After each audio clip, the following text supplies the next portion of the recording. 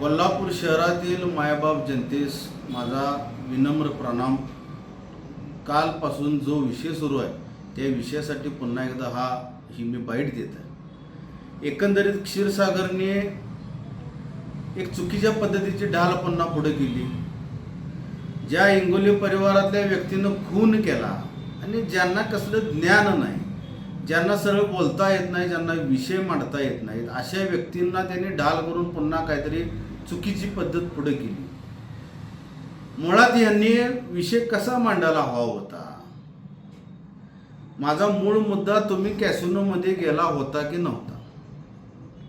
तर आणखीन एक जावई शोध लावला या इंगोलेंनी, खून केलेल्या इंगोलेंनी, की ते म्हणतात की मनोरंजनाचं साधन आहे।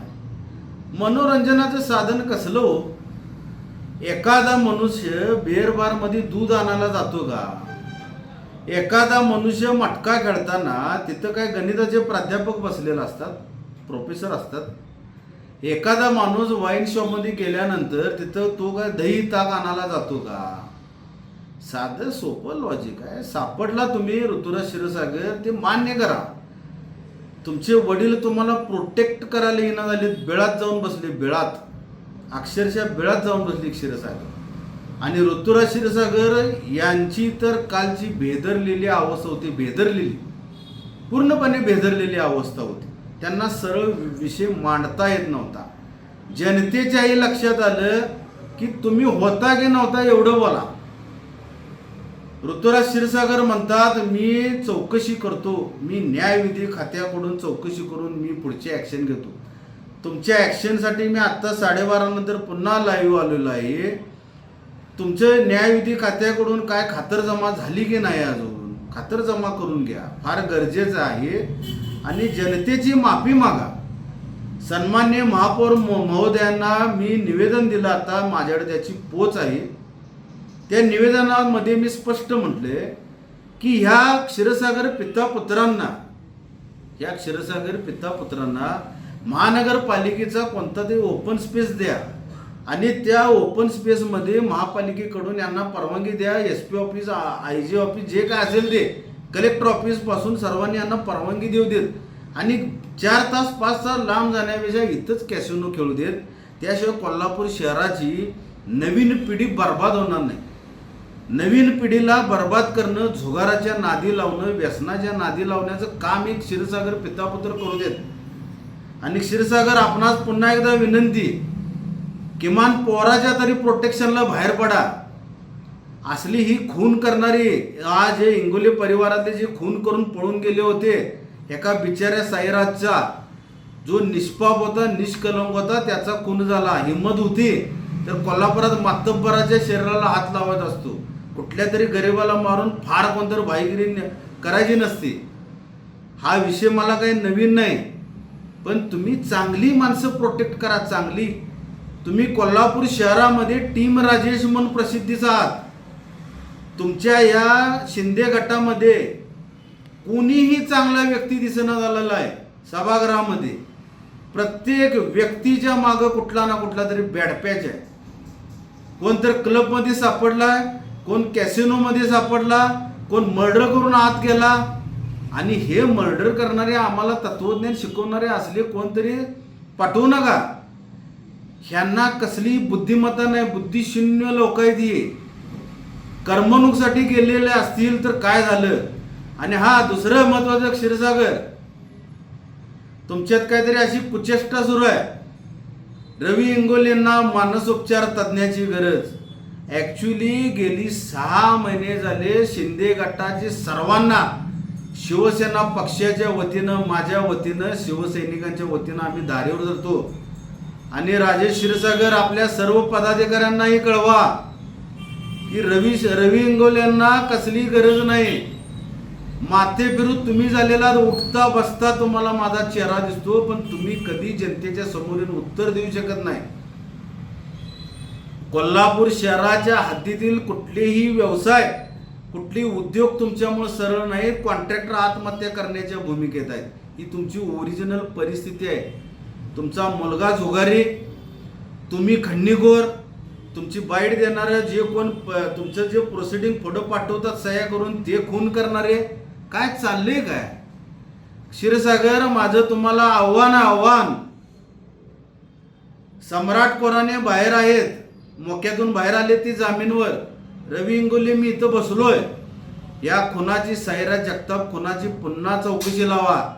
मला कोर्टानं निर्दोष सोडलेलं आहे. कोर्टानं. सरकार तुमचं आहे, ह्या विषय पुन्हा ऐरणीवर आणा. तुमचा जो सहकारी आहे की नाही, हा पुन्हा आत जाऊन बसतोय की नाही बघा. नशिबानं बाहेर सुटलेत. चांगला आयुष्य काढा. ही असली ढवळाढवळ बंद करा. आपल्याला ज्या विषयामध्ये काही ज्ञान नाही, आपण अज्ञानी आहोत, आपल्याला सरळ बोलता येत नाही, लिखापट्टी केलेल्या स्क्रिप्टवर सही करून त्या खुनी इंगोलेंचं तुम्ही पत्रकला देता. कशाबद्दल? राहिला विषय जय पराभवाचा. मोजून 15 दिवसात क्षीरसागर तुमचा पराभव केला होता चंद्रकांत जाधवांनी. मोजून 15 दिवसात. नशीब आता मधुरमय राजे किंवा मी नव्हतो. नाही, आता तुम्हाला जिंकता आलं नसतं. तुम्ही वेगळ्या वाटेवर असता. तुम्ही अदृश्य झाला असता, एखाद्या गुहेत लपून बसला असता. इतकी तुमची वाईट परिस्थिती होती. माणसानं इतका अहंकारी राहू नये. माझी विनंती आहे कोल्हापूरच्या जनतेला, मायबाप जनतेला, या क्षीरसागर पिता पुत्रांचं जे कृत्य आहे हे क्षणोक्षणी ध्यानी ठेवा. यांचं पितळ मी उघडं पाडत असतो, आयुष्यभर पाडत असणार. हे म्हणतात ना की आमच्या कुटुंबाच्या मागे लागतात. अहो, तुमच्या कुटुंबाचं सत्कर्म काय? तुमचं काम काय? महालक्ष्मीच्या दाराच्या भोवतीनं जे खांब बसवलेले आहे तिथल्या रेडिओ त्यातली गाणी कधीच बंद झाली दुसऱ्या दिवशी. आजही तुम्ही तिरुपती बालाजी मंदिराच्या इथे गेला तर प्रत्येक त्या खांबावर अतिशय चांगल्या पद्धतीचं गाणं आपल्या कानावर ऐकायला मिळतं. काम तुमचं काय? सगळं चुकीचं, सगळं टक्केवारीतलं. जे काय करता ते टक्केवारीतलं करता. मुलानं जुगार खेळला म्हणून मुलाला दाटवायचं राहिलं बाजूला. कोणतरी असला खुनी माणूस पुढं करता. तुम्हाला लाज वाटली पाहिजे. पिता पुत्रांना अक्षरशः लाज वाटली पाहिजे. तुम्ही जनतेची माफी मागावी. सन्मान्य महापौर महोदयांना मी निवेदनात म्हटलेलं आहे, या ऋतुराज क्षीरसागरांचा सभागृहामध्ये निषेध करा. कारण हा जुगारी नगरसेवक म्हणून घोषित झालेला आहे. जर तुम्ही निषेध करू शकत नसाल तर त्यांना पूर्णपणे परवानगी द्या. ह्या पिता पुत्रांना कॅसिनो काढू देत. निवांत कोल्हापूर शहरातली भविष्याच्या पिढीतील वाट लावू देत. त्याशिवाय कोल्हापूर शहरवासियांचे देखील डोळे उघडणार आहेत, अशी परिस्थिती आहे. कोल्हापूरकरांनो, पोट तिडकीने गेलीत. कित्येक महिने मी प्रत्येकाचे विषय मांडत असतो. काय माझा स्वार्थ आहे? माझ्या घरचं मी खातो, माझं माझ्या पद्धतीनं मी जगतो. मी कोणाच्या मिंद्यात नाही, मी कुठल्याही टक्केवारीत नाही, मी कुठेही खन्नी वसुली करत नाही, माझा कुठेही अवैध व्यवसाय नाही. असेल तर पोलीस अधीक्षकांच्या पुढ्यात मी यायला तयार आहे. मला कधीही बोलवा. आणि जेवढे या लोकांचे धंदे आहेत ते मी दाखवायला तयार आहे. सम्राट कोराण्यांना तुम्ही अवश्य भेटा आणि कळवा. खरा खुनी कोण सांगा. सन 2008 साली निष्पाप जो झाला, असं पुन्हा प्रकरण उघडकीस आणायचं असेल या भारत देशामध्ये, ईडीच्या माध्यमातून, तुमच्या सरकारच्या माध्यमातून तुम्ही काही करू शकता. आणि माझी इच्छा आहे खरोखर क्षीरसागर, हे तुम्ही सन्मान्य सीएम साहेबांच्याकडून पत्र घ्या आणि पुनश्च एकदा चौकशी लावा. तुम्हाला लक्षात येईल. आणि असली गुन्हेगारी राजेश टीम, जुगार, मटका, कॅसिनो, खून, ही तुमची राजेश टीम आज मी घोषित करत आहोत. तुमच्या पुढच्या प्रत्युत्तराची मी वाट पाहतो. पण क्षीरसागर, मला तुम्ही हव्यात. सटरपटर कोण पटवू नका.